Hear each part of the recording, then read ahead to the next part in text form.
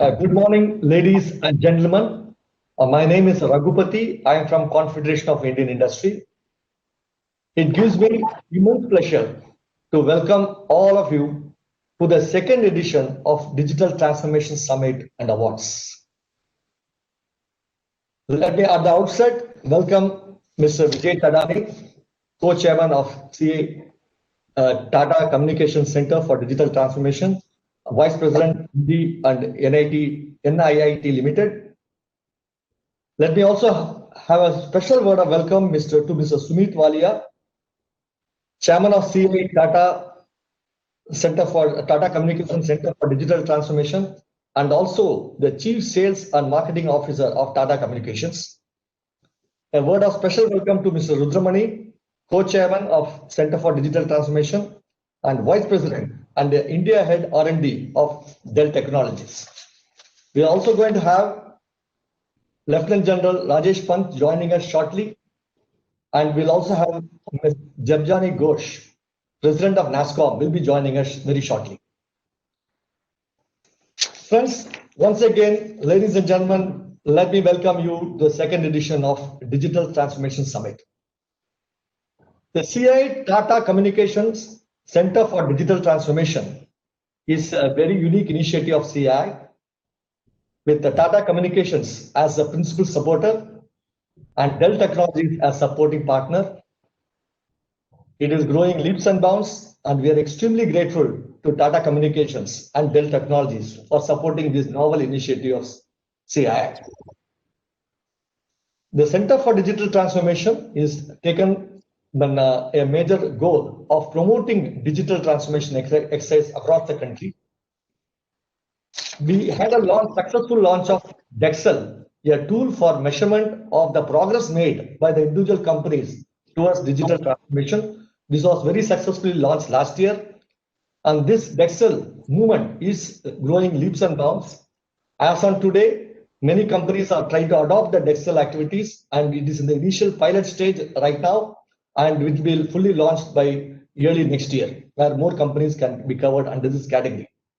The other activity of the Center for Digital Transformation has been on promoting training and capacity building on cyber security, as well as in digital transformation activities. These are growing in a substantial fashion. You might also realize that this event is also coinciding with our Digital Transformation Awards. This has almost doubled in terms of activities, in terms of size when compared to last year. This year, we are planning to award almost 29 companies when compared to about 14 companies last year. And the number of participants almost doubled from a level of about 40. It touched about nearly 102 this year. So in other words, I think this movement is shaping an inroads and getting into major role play. And this is strongly welcomed by the industry. And the main purpose of Center for Digital Transformation is to make India globally competitive through digital transformation. And let me at the outset, let me also welcome Ms. Jabjani Ghosh, President of NASSCOM. It's a delight and honor to have you here, madam. Thank you very much. Thank you for joining us. And this two-day event on a digital platform will cover a variety of topics and sectors focusing on healthcare, social upliftment, inclusiveness, emerging technologies, trends focused on automobile sectors and several other sectors. So friends, with these few words, let me welcome Mr. Sumit Walia, Chairman of Center for Digital Transformation, to address the gathering. Over to you, Sumit. Kindly unmute yourself and kindly go ahead, please.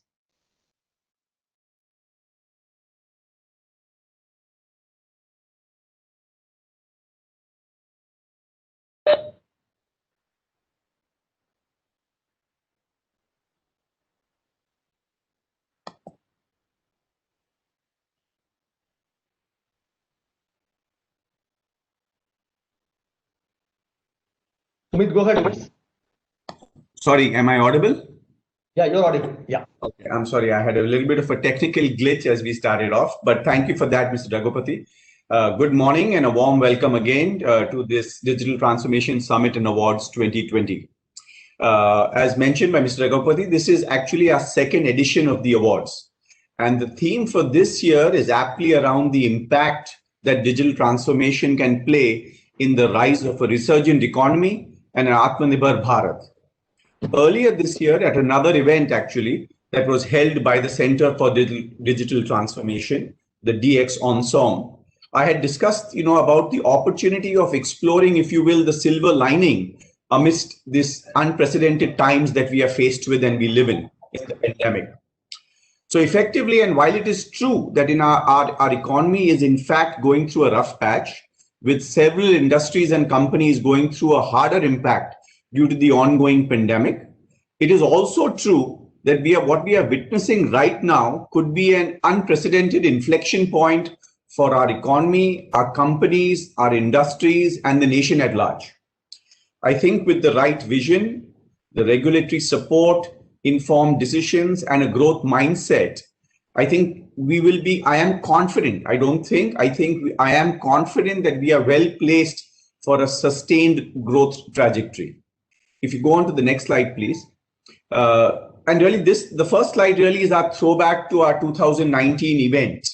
And what you see here is the 7 commandments of the digital transformation that were proposed by the CII Center for Digital Transformation that were presented at the last year's awards.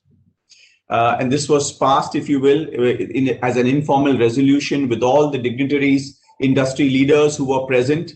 And last year was a physical event, and so we had the opportunity and the advantage of seeing people and engaging people more face to face, unlike this year where we are doing things virtually.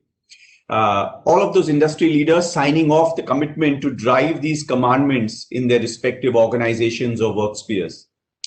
As you can see, these actually cover various facets of digital transformation, right from driving innovation, skill building, data analytics, cybersecurity. All of these ultimately lead to exploring and looking at new business avenues. All these facets really have assumed a whole new meaning in the COVID world. They now seem to have become more a mandatory way of life and as a new normal for every organization, whether big or small. I think these commandments can prove to be instrumental in charting a recovery path from this crisis as we move onward and forward. Next slide, please.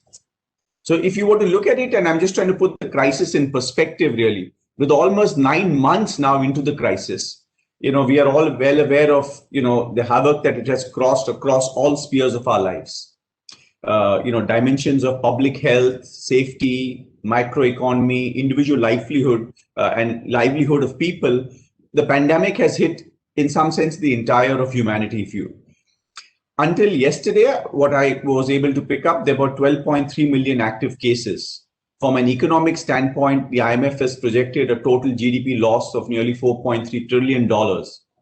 And a recent report from the ILO shows livelihoods of nearly 1.6 billion people, which are going to get impacted one way or the other because of COVID-19, either through job losses or change in wages or other impacts.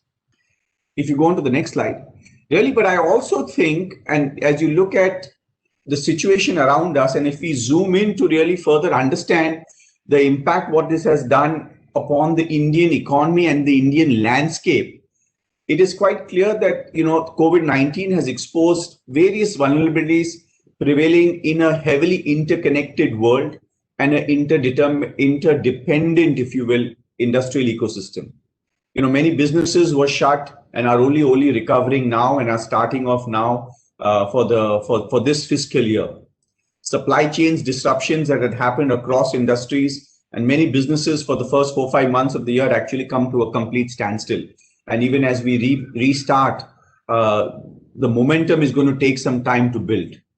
Multiple sectors, like I said earlier, have been more impacted than others, aviation, tourism being one of them. And really, the IMF has now forecasted that India's GDP is likely to contract by close to 10% in FY21.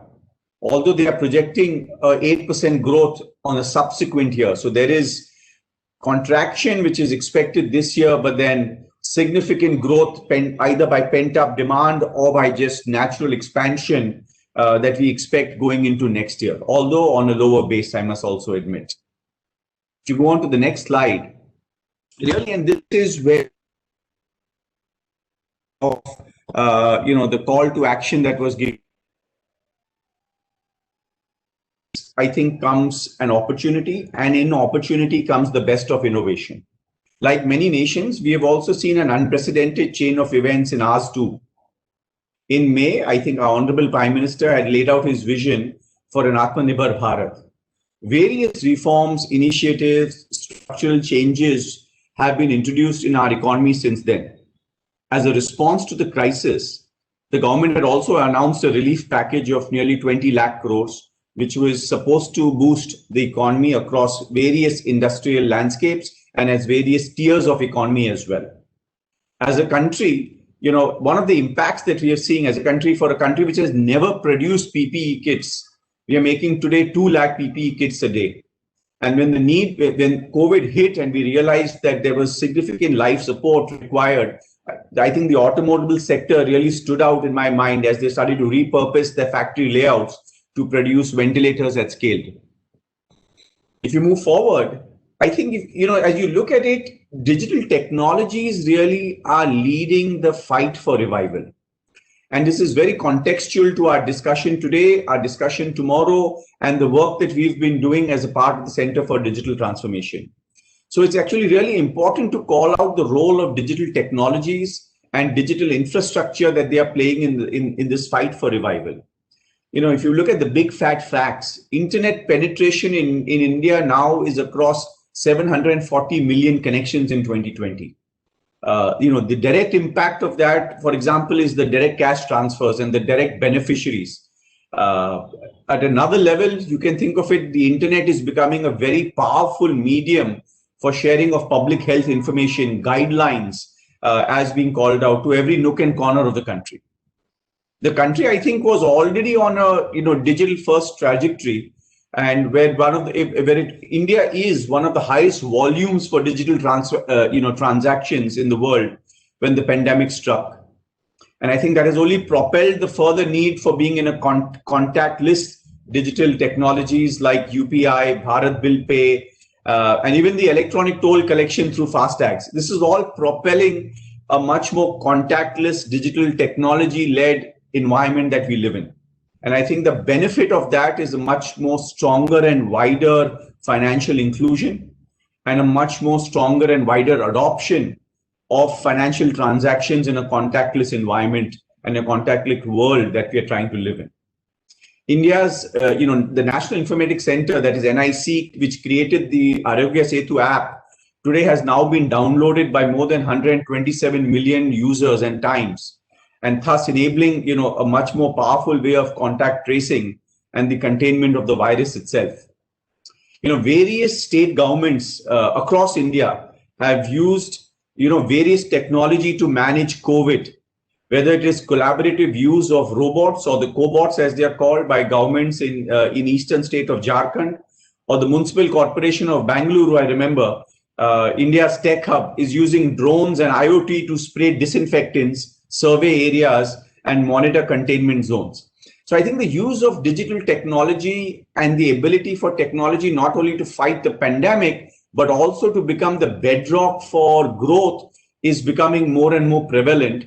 And, as we look at digital and look at digital from an enterprise perspective in the context of the world that we live in, the acceleration and the environment around us is really propelling the use of and the need much more for digital transformation.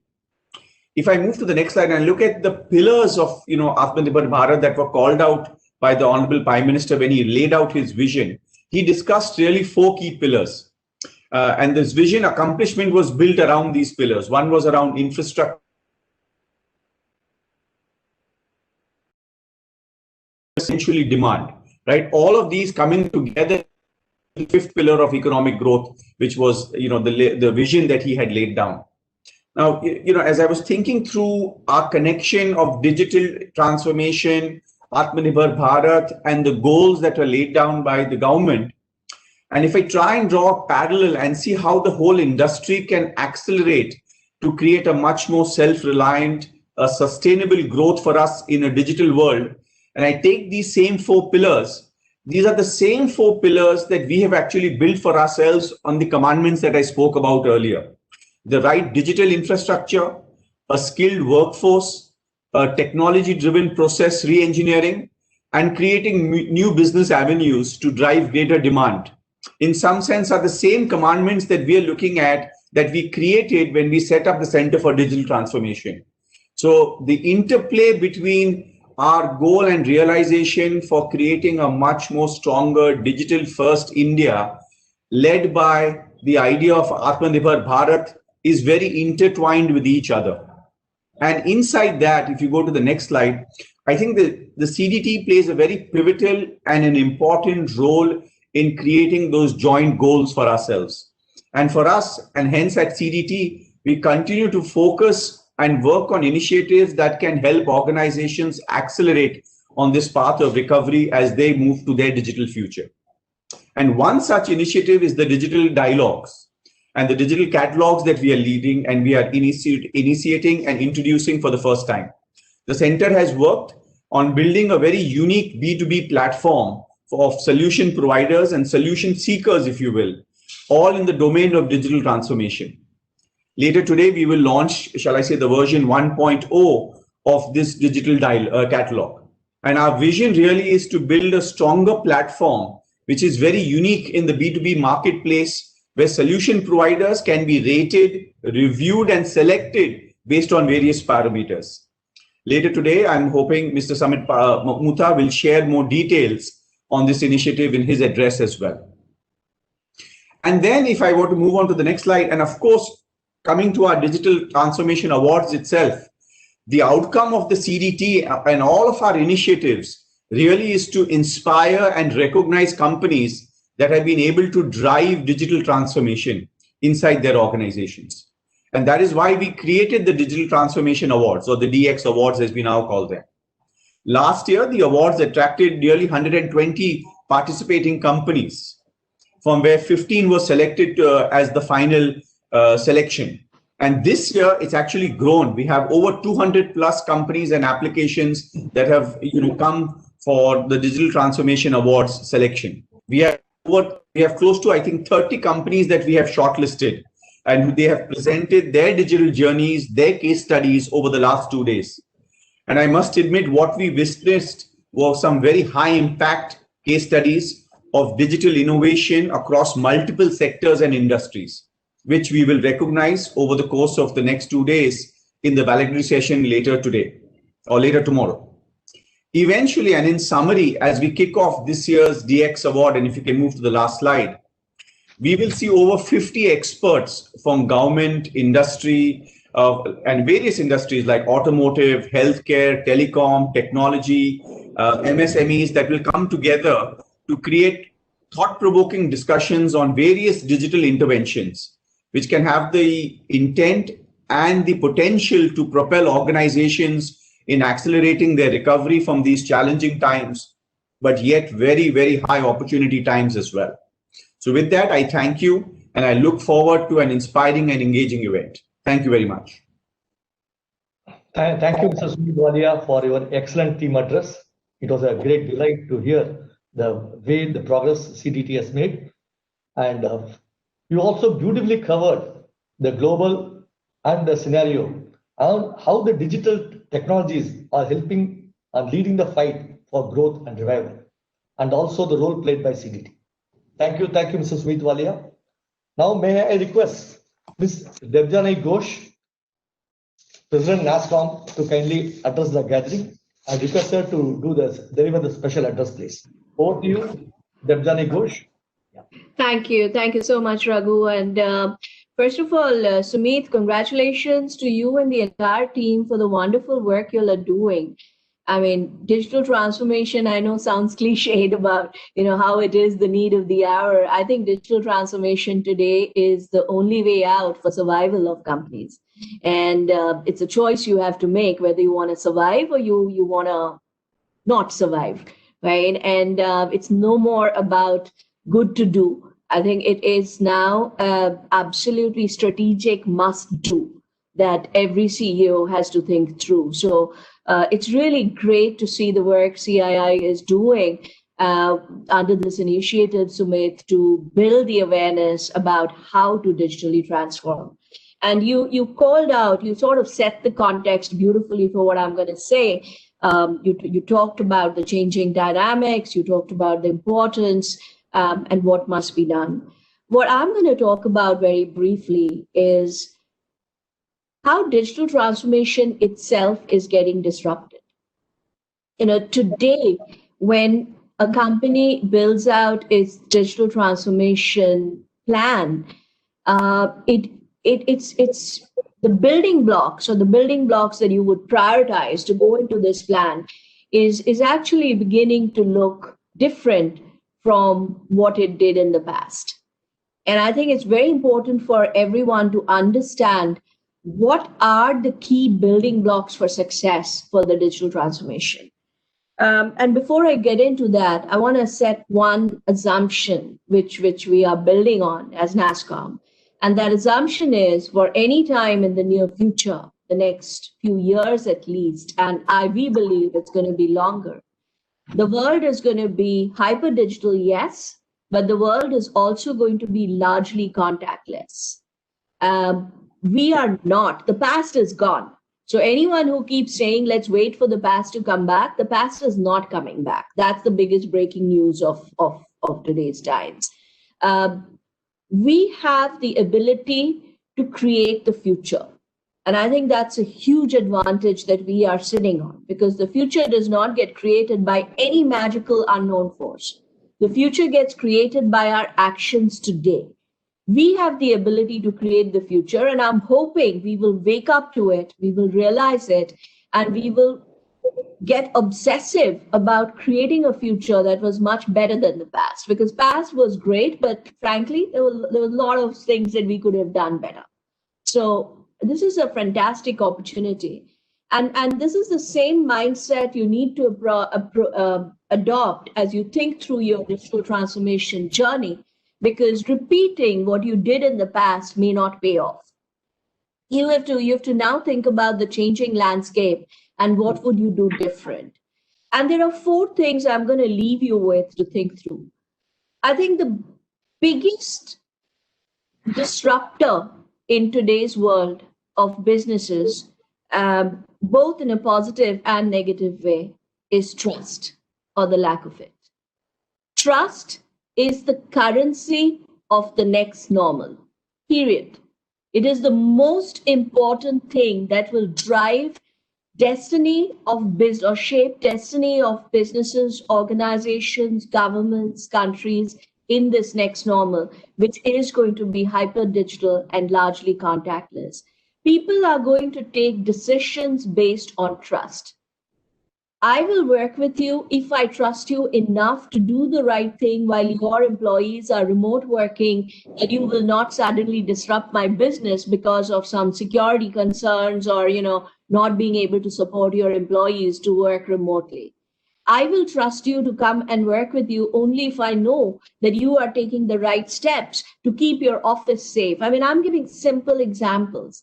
But trust is going to become the most important criteria for decision making.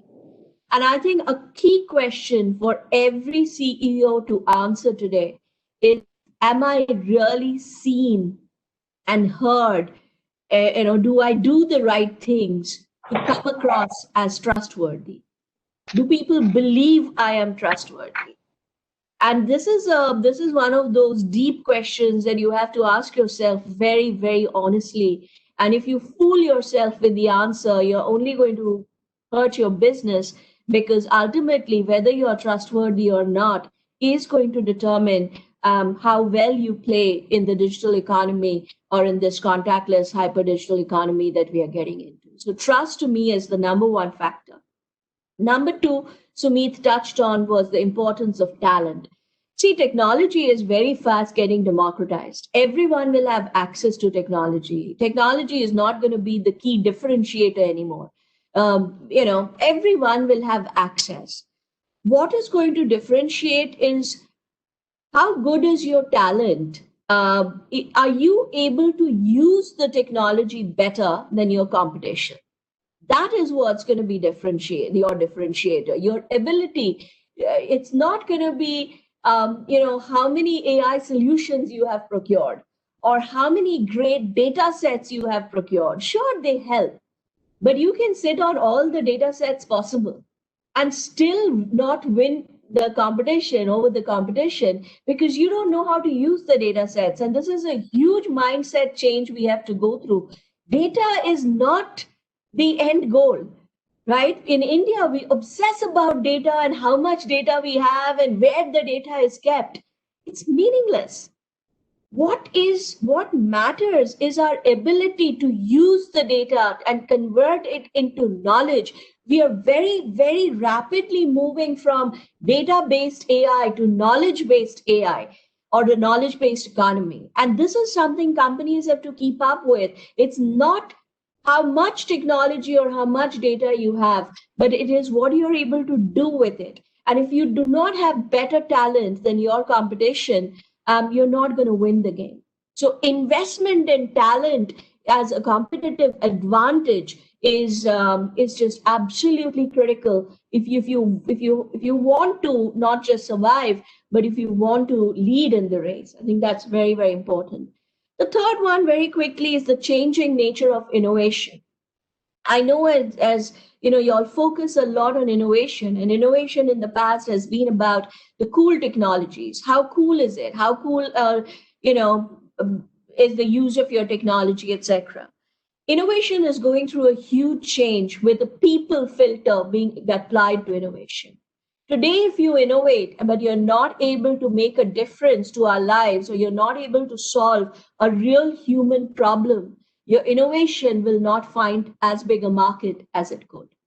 I think in order for your innovation to really hit home and to bring in the dollars, as we say, your innovation has to solve really big problems. And again, competitive advantage will be shaped by your ability to identify and innovate to solve problems versus your ability to use technologies in really cool ways. And I think this is the third thing I would say keep in mind.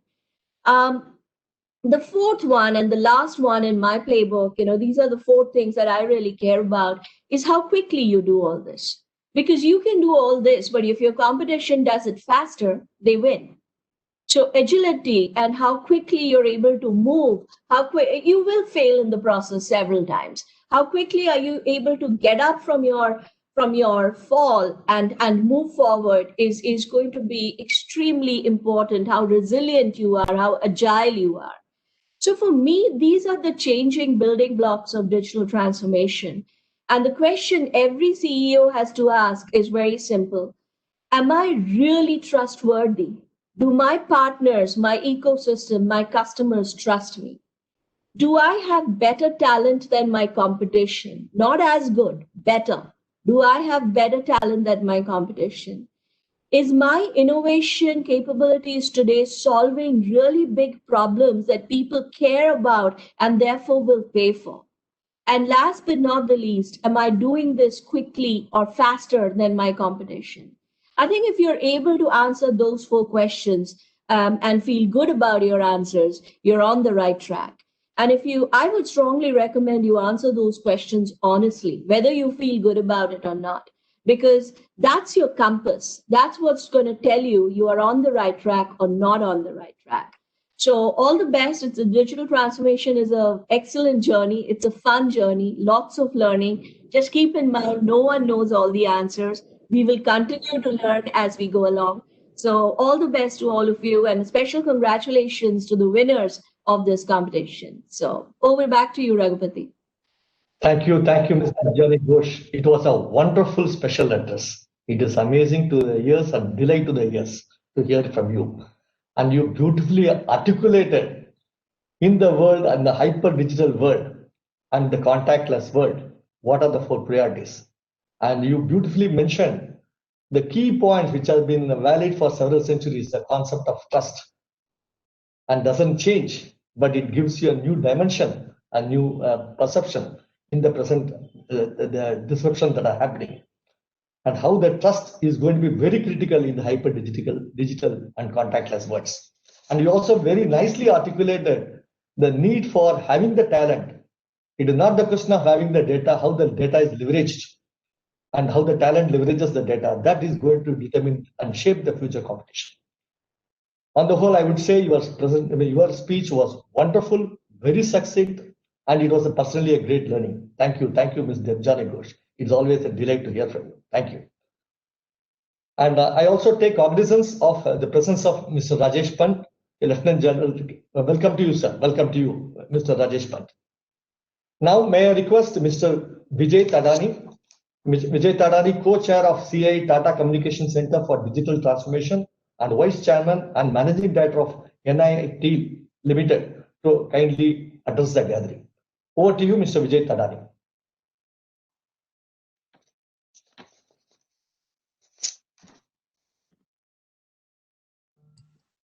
So you are on mute. Okay, so let me start by thanking you again. General Pant, Ms. Devi Ghosh, my colleagues on the dais, Sumit Walia and Rudramani. Sumit is the chairman of CIS CDT and Rudramani is the co-chair. The finalists of DX Awards, members of the jury, delegates, friends from the media, ladies and gentlemen. On behalf of CII, I would like to extend a very warm welcome to each one of you, and just adding to the welcome that Sumit extended as well.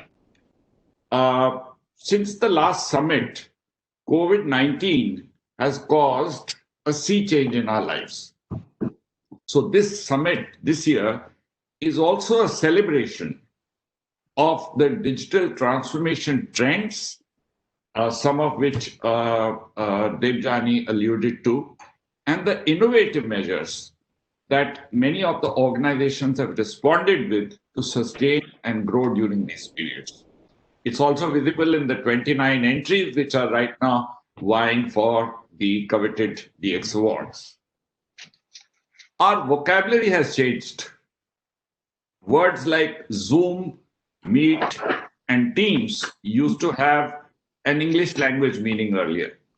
We use them in a different context today. New phrases are adding to our vocabulary. Now we don't say send me the cash, we say Paytm me the cash, Swiggy me the dinner, let's Amazon the gifts, etc., etc. So digital technologies are here to stay. And I think Debjani made a very moot point that the past is not coming back and the future will be very heavily engaging with digital technologies and will be contactless. When we were talking about the digital transformation a year ago, the key question on the table was why? And at that time, I had spoken about a possible success formula, which was a very familiar one, E is equal to MC squared. And I had said the business excellence is derived through digital transformation by keeping these three factors in mind. The first M was for a mindset which the organization needs.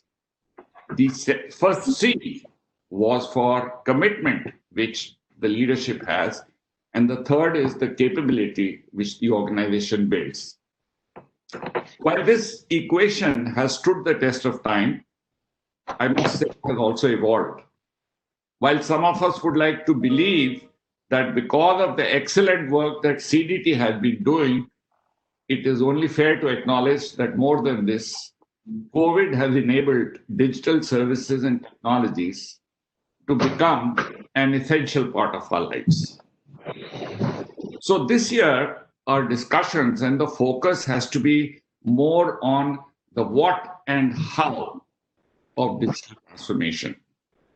And therefore, continuing with the equation, I would like to add two more C's to the E is equal to MC squared. And now I therefore call it E is equal to MC to the power of 4. M for mindset continues to be important. I believe now we have the mindset. C for commitment, at least for the time being, is very visible because people didn't have a choice.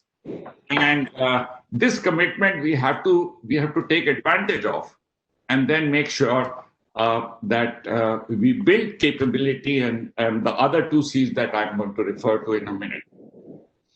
The second C, which I talked about last time, was capability. Most organizations have embarked on the journey willingly or not willingly, but they have realized that building digital capabilities is an important part of our future. And this summit also, we will talk a lot about that. I would like to introduce the third C, which is clarity.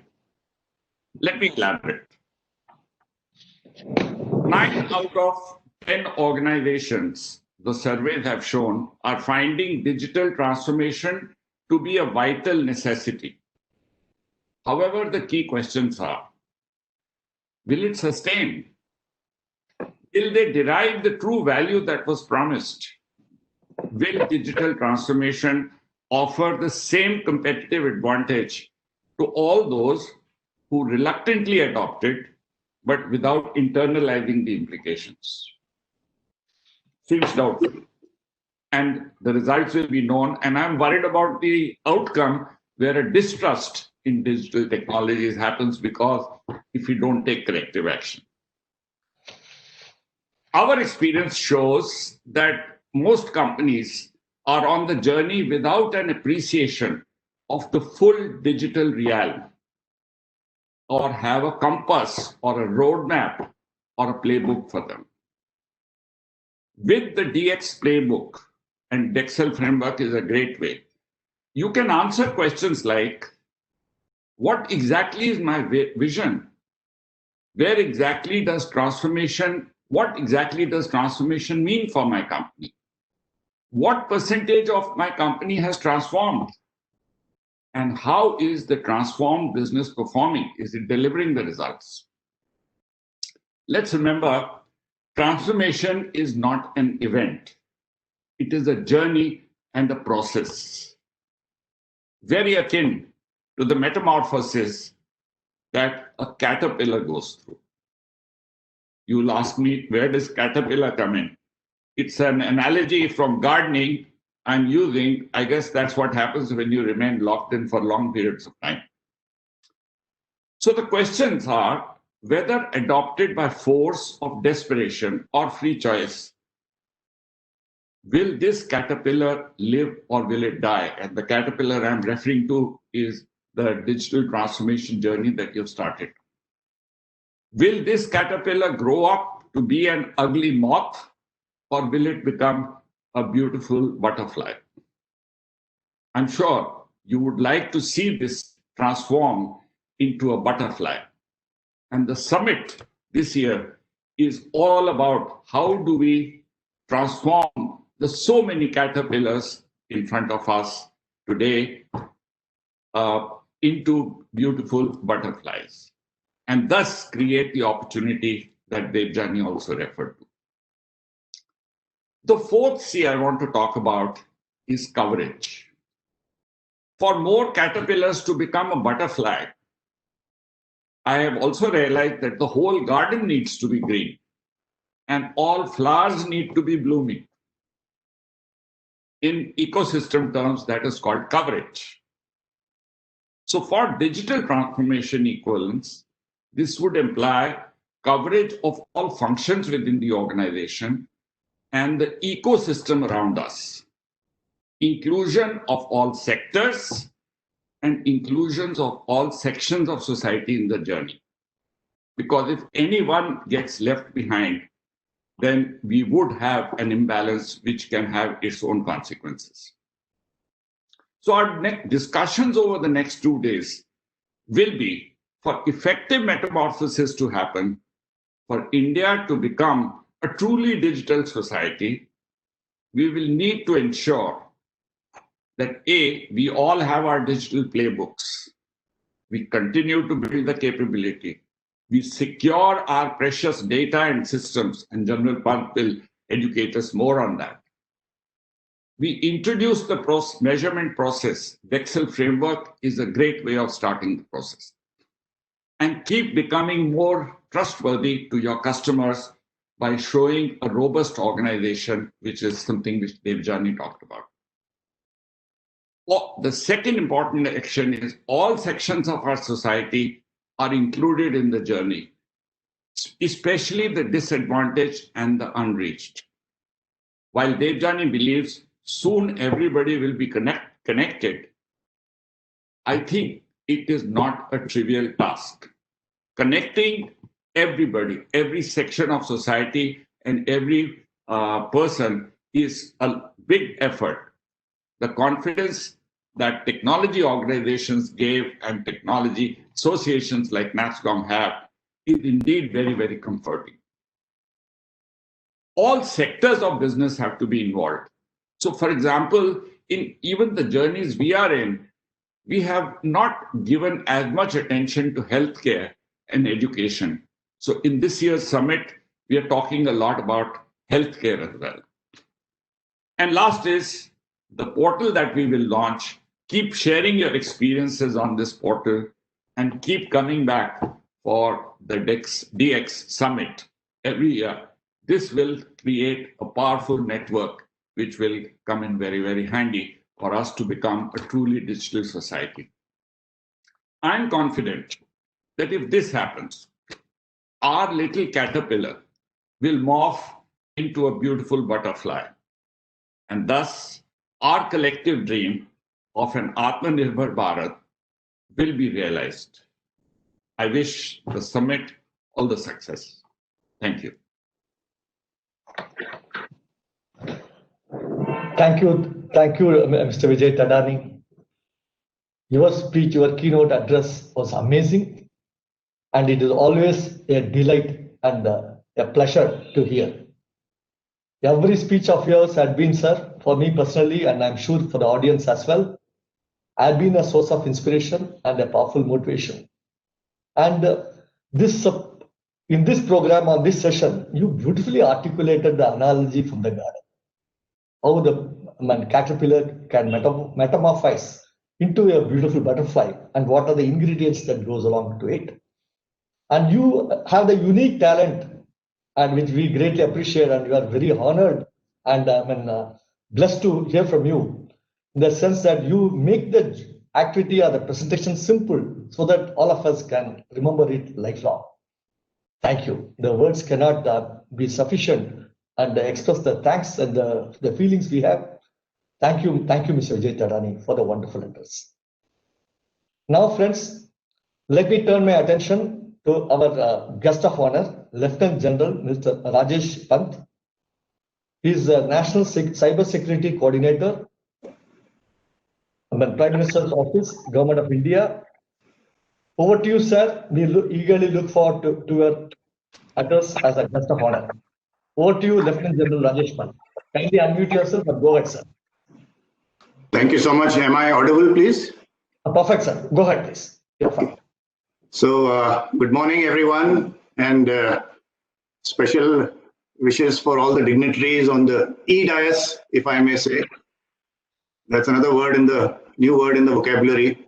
And thanks to CII for giving me this honor in your DX Summit with the theme of a resurgent and Atmanirbhar Bharat. I was also lucky to be part of your summit last year, 17th and 18th of December, if I recall, in the Hyatt Hotel, along with Mr. Thadani. And we also had Mr. Bindra, who had written a book in which there was a chapter written by AI.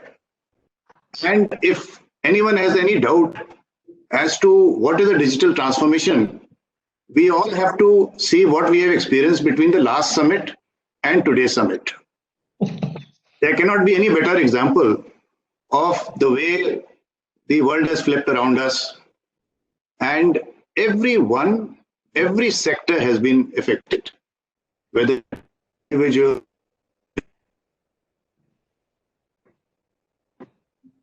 has not been affected by this transformation. So this shift from manual to online, the adoption of the online payments, and just to remind you, in the month of, let's say, March, there were 50,000 Indians who adopted the UPI handle in 1 month because there was no other option except digital payments. And what I saw sitting in my perch is that while some large businesses had planned for teleworking or remote working or working from home, the SME sector especially and some of the smaller businesses had really not catered for it. And they had to adopt very fast. They had to get these solutions, whether from the cloud, the services, or managed services, they had to transform very fast. Let me just add the role of the government, which all of you have witnessed, that considering that today we have one of the lowest mortality rates per million in the world, we are only about 80, whereas the global average is 5 times this number. And one of the main reasons for this is the way we have handled this radical uncertainty.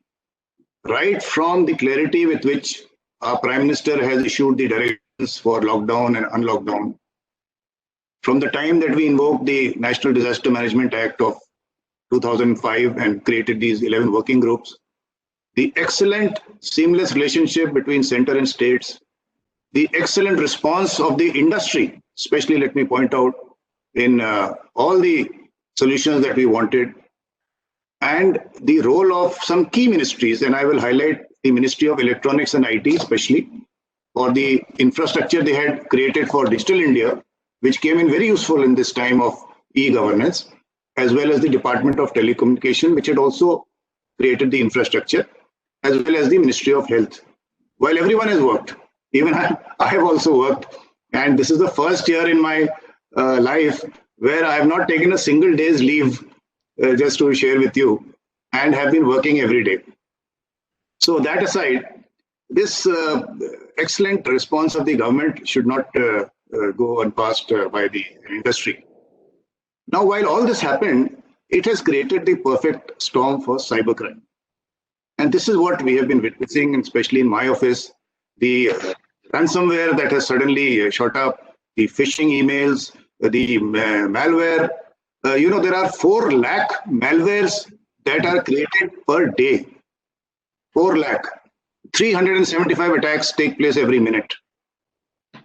I attended the Singapore cybersecurity conference just a week back, where it was mentioned that in the first 9 months of this year, the global economy has lost $2 trillion because of cybercrime. So this has been the very negative impact, because today, I won't say state-backed only, but non-state actors, every mafia group today, whether it is the Yakuza or the Carlos or all the gangs that have been working, every mafia group has a cybercrime cell, and they are earning billions. So in this atmosphere, what are the key risks that the government is now facing? The first one I would say is what Ms. Ghosh also mentioned about the trust, especially in the work from home environment. The identity and access management has suddenly become very important. As to who is behind that endpoint device, firstly, is he the person who is expected to be there? What is the status of that endpoint device, the mobile or the laptop that he is using? Is it safe? Does it have the right software, that does have the right cybersecurity solutions? What about his access network from the home to the internet service provider, right up to the enterprise?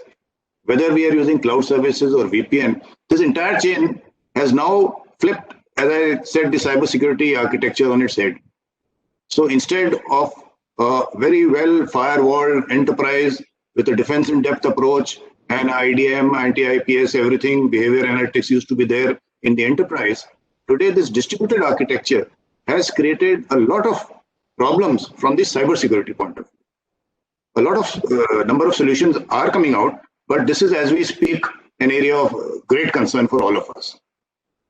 So as far as the risks are concerned, I said first is the identity and access management, then the business email compromise with the deepfakes and both the audio and the videos that are going around and the phishing emails, a lot of reports we are getting. And third is the loss of data, whether it is in storage or in transit. And Devyani mentioned about the value of data also. Unfortunately, as a nation, we do not have the right laws in place as yet. The PDP bill, as you're aware, is being discussed by the Joint Parliamentary Committee headed by Ms. Meenakshi Lekhi. And we were hoping at least in the winter session, but now we are told that it is going to be in the budget session. The IT Act also needs a lot of amendments for the digital evidence, etc. So the laws are not in place, and because of that, our data is going away, which is why we took some action in the government to ban some apps, etc. Then the next risk is the Industry 4.0 and the associated risk with the IoT devices. The IoT devices, which have already started flooding the market, from everything from surveillance cameras to all your Alexas, etc., are not going through any cybersecurity standards or procedure as of now. So this is another risk that we are handling, and that leads me to the supply chain and the, again, aspect of trust. So as if that was not enough, let me also share with the audience as to what is happening at a global level. You see, all these years in the United Nations, there's a group called the United Nations Group of Government Experts, UNGGE. The last UNGGE, that is the fifth one, collapsed because there was no consensus and there was a clear divide as to how the internet should be governed. So there was the American and the European lobby, and there was the Chinese and the Russian, Mexico, etc. lobby. And the main reason for their discord was that the control of the internet is with the Americans. As you're aware, the root servers, there are 13 root servers in the internet, 11 are in the US, one is in Europe and one is in Japan. And the root server controls the last part of your domain name, the TLD as it is called, top level domain. So there was a point with the Russians and the Chinese. And what they have done now is that the Chinese have proposed a new internet protocol to the ITU, the International Telecommunications Union, which is also a UN body. So a new internet protocol has been proposed by them as against the TCP/IP that is presently being used. As if that was not enough, the Chinese have also come out with the GIDS, a global initiative of data security. At a global level, they are now saying that these are the standards, and they've come out with 8 principles as to what should be followed for data security. And they've also come out with some data protection laws. So there is a clear bipolar technological world that is emerging. And why I'm saying is that whatever we had done, the good work of last 15 years in the United Nations, come out with the 11 principles of good norms for responsible state behavior on the internet, all that is being challenged now. The Tallinn manual is not being respected. People are not talking of the cyber weapons and whatever international humanitarian law we had agreed will be applied to cyberspace. Now, in the last meeting, the Russians says that since cyber warfare takes place in peacetime also, and the international humanitarian law applies only to war, so it does not apply to cyber space. So these are very serious actions that are taken at the international level, which are being taken advantage of by the criminal gangs. And as you're aware, whenever these cyber attacks take place, they come through 3-4 hops. So they come through countries which are not going to assist other countries, etc. The virtual machine is hired, and the attacks come from there. So it's a very not too comfortable environment in which we are operating. So how do we tackle this at the national level? What we have done is that we are coming out very, very soon with the National Cybersecurity Strategy, about which I have been speaking earlier also. It is just to be cleared by the CCS. And that strategy is going to, let me read out the vision of that strategy. It will answer all your questions. Is to ensure a safe, secure, trusted, resilient, and cyberspace for India's prosperity. And when the strategy comes out and it will be in the public domain, when you see the deliverables that are there and the entire ecosystem is being addressed, and all the aspects and the doubts that you have are going to be addressed in the next 5 years. So this is a major aspect that the government is going to come out with, and a lot of the information security, education, and awareness measures are being taken, as you would be hearing all across. So let me end by saying that cybersecurity is a team sport. The pandemic is not like the pregnancy of the elephant, which for your information is 22 months. Let's hope all this gets over soon. But as far as the government is concerned, you can see the direction which the government is taking. We are going to focus a lot on indigenization. We are going to promote our own industry. Changes have recently taken place in the GFR in the FDI, etc. Some more changes may come up. Atmanirbhar Bharat, and a very serious focus, not just a play of words, etc. So on that note, let me thank CII once again. We've had some excellent talks by the previous speakers, and I also hope that this caterpillar, as you said, grows up to be a good butterfly. Thank you. Jai Hind. Thank you, sir. Thank you, Mr. Lieutenant General Rajesh Pant. Your speech was outstanding, and you gave an excellent overview of the cybersecurity initiatives in India and the situation of the global cyber crimes that's happening, and what the risk that is being perceived risk what's happening at a global and as well as a national level. And you also highlighted the quantum of cyber crimes that are happening, especially in the present scenario.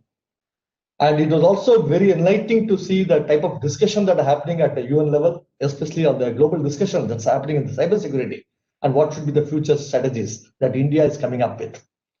And we are all sure that India is in safe hands under your leadership, and you are doing an excellent job, sir, and we are always with you, and we look forward to continuous guidance and support in this direction. Thank you very much for your wonderful address. So with these few words, let me now hand it over to my colleague Suhail, Colonel Suhail, regarding the launch of a digital catalog. Over to you, Suhail. Thank you, Mr. Ragapati. Since the time is at premium, I'll not take more time. I'll immediately hand over to Mr. Sameep Butha, who is the Vice President and Head of the Digital and Innovations at the RPG Group. He is leading the group for the digital catalog that CGT is working on. Over to you, Sameep, please. Good morning, Colonel. Can you hear me? Yes, we can hear you loud and clear. Let me just share my screen.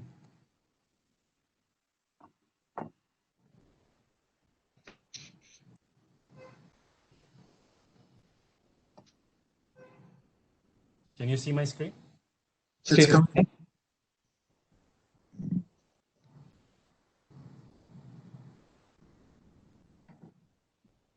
Yes, see my screen? It is there. Okay. Good morning. Good morning, all dignitaries.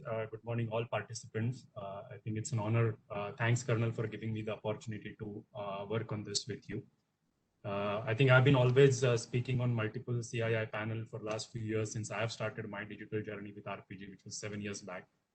And I always say that this journey has been more like when I started digital, it was more like a fad, which has now become a force. And I think in that journey, there are a few things that I have seen and came across as a practitioner's face. And few challenges that I've seen that we as a practitioner have come through is, on one side, I've come across many such conferences, many such exhibitions, award ceremonies, where you see that India is poised with number of startups which are coming all the time. There are many innovative solutions. I had a privilege and honor to kind of be on the jury this year's DX Award, and I've seen these 30 entries which are, in terms of the innovation quotient, is really going to the next level.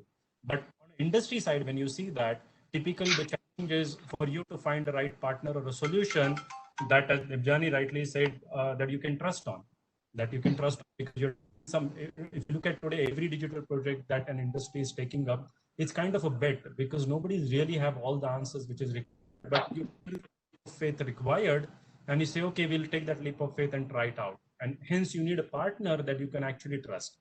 While on one side you have these big partners and the solution provider, which will actually come out and say that they offer each and everything under the umbrella for digital.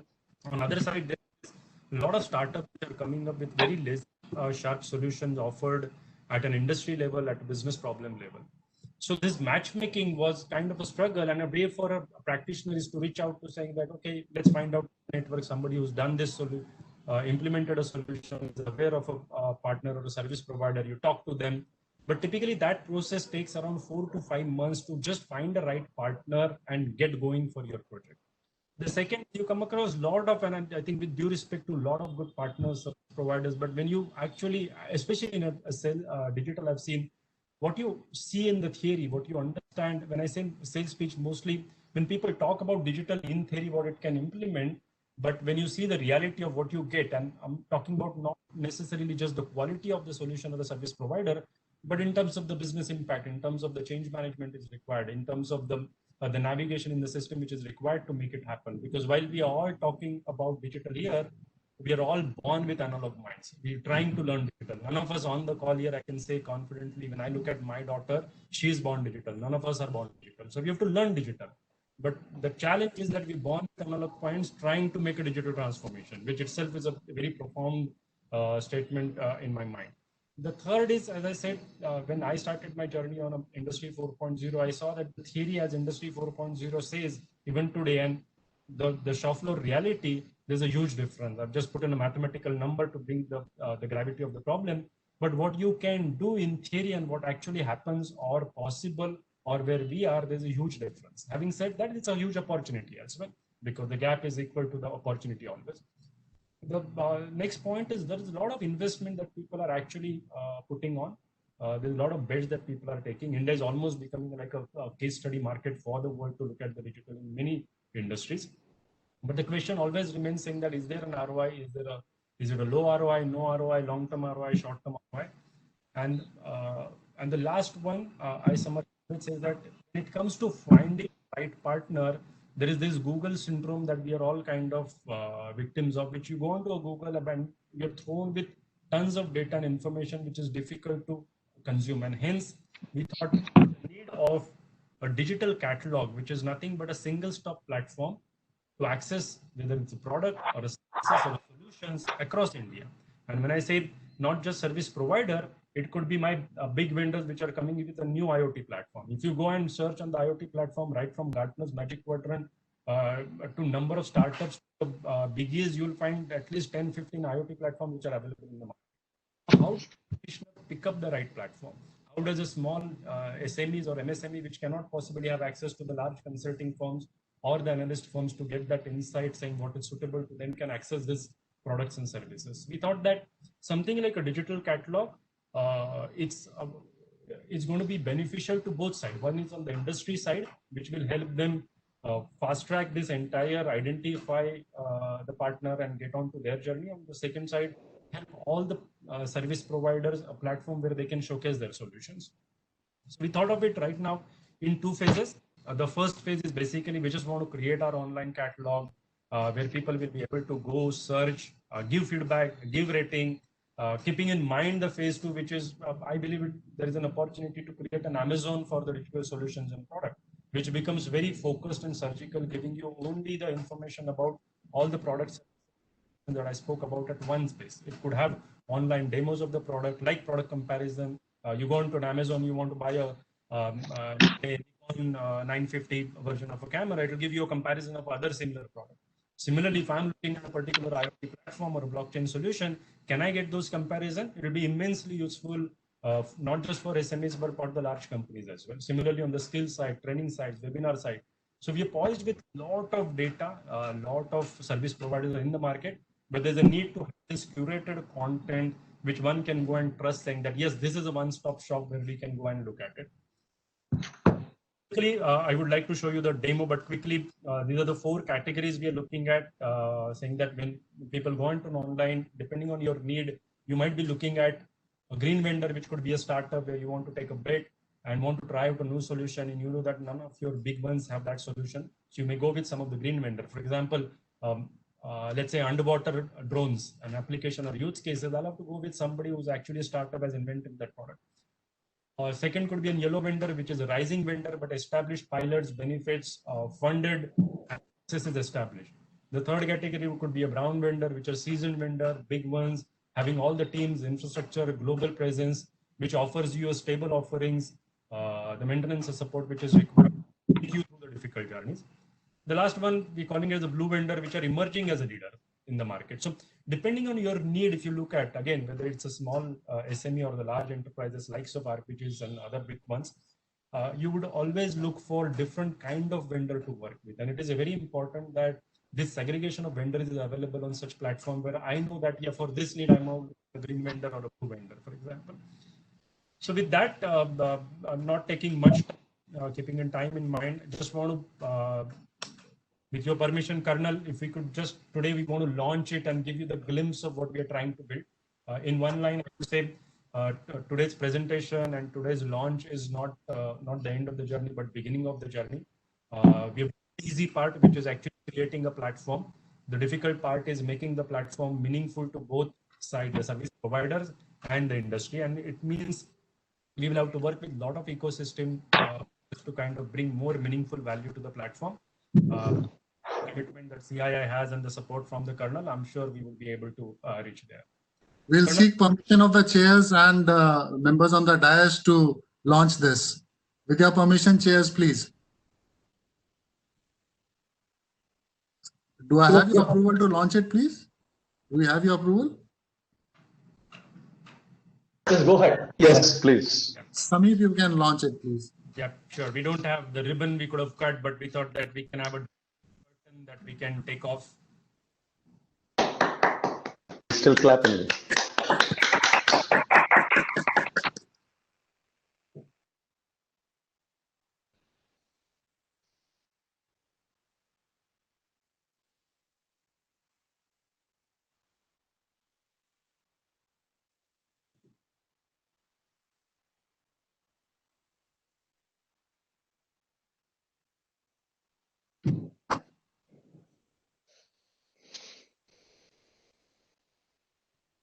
Sameep, you are on mute.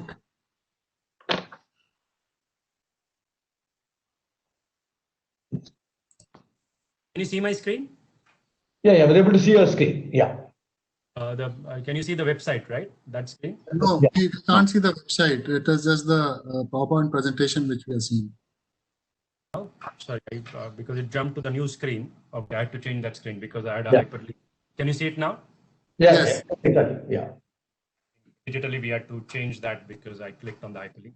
So this is the front page. We've tried to keep it, I think, with the principles of Google. You've come to look for a partner. We want to get straight into it. We had an option to kind of have the advertised by some of the partners, service providers, and I kind of create really a more informative homepage.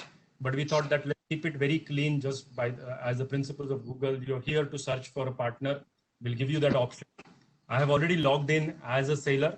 So there's an option that you can register as a sailor or a service provider or an industry. You can register your company and put in your products, services, etc. You'll also be able to see the most popular categories, and the popular categories are the categories around which a lot of services are happen, whether it's a cloud server, computer hardware, cyber security, information technology. You'll also see a lot of featured listing saying that which are the new companies which are been rated by different companies. You see that right now the ratings are not there because we're just launching it today, and hopefully as we start using it, people will be able to rate those vendors, partners. You can go on any of them and look at more information. So if I want to just go at it, I can say, okay, what is Global InfoVision Private Limited? I can look at their short description. There is a map to kind of guide me. We will be able to give the customer logos that they are working with, the reviews by people like who are using them. We would be able to send a message directly to a contact point that we would have taken. We've got almost 200 companies which are already onboarded. So as we launch today, we can very confidently say there is a data of 200 companies. And next 3 to 6 months are going to be crucial, where we will try to enrich that through different ways, whether CII conferences, through types with academics, etc. We will try to enrich that. So different ways you can reach out to different companies. The other thing is you can go and just say, okay, I want to look for digital transformation company based on Pune. You can select it, search for them, and there also you'll get a different company along with the map. You can again click on that company to look at all the information. So if you look at this right now, we've tried to make it very simple, saying that two things. One, you want to come and look for a specific word in a digital transformation. I want a partner for blockchain. Go and look for a blockchain partner in your city. Let's say, for example, in Pune, Mumbai, or across India, and your ability to reach out to the right contact person by looking at the reviews and ratings given by other users. These are not given by CII. These are given by people who would have used a vendor for taking certain services. So that's in short that, but there's anything specific that people want to know about, if the chairs wants to know about, I can put more light on it. But that's where we are right now. As I said, in the phase 2, we will try to bring in more product comparison, demos, work on onboarding a lot of other service providers, etc. But that's in short what we had worked on last 1 month from a concept that we had just, I think, 45 days back when I spoke to Colonel, and he was more than happy to support when we spoke about this problem that industry was facing. So thanks again, CII, for this opportunity extended for me to work on it, but look forward to take it and make it as bigger to contribute to our Atmanirbhar Bharat journey that we started. Thank you so much, guys. Colonel, over to you. Thanks, guys. Colonel, let me go ahead. Yes, please. Yeah. Thank you, Mr. Samit Mutta. Thank you for your leadership, guidance, and the support on this digital catalog initiative. It's an excellent initiative, and CA is greatly indebted, and thanks to you. Thank you very much, sir. Thank you. Friends, now it's my pleasure and honor to welcome Mr. Rudramani to deliver the concluding remarks. Mr. Rudramani is a co-chair of CAI Tata Communications Center for Digital Transformation, and is also the Vice President and R&D Head of Dell Technologies, India. Over to you, Mr. Rudramani. Thanks, Raghupati. Can you hear me okay? Absolutely fine.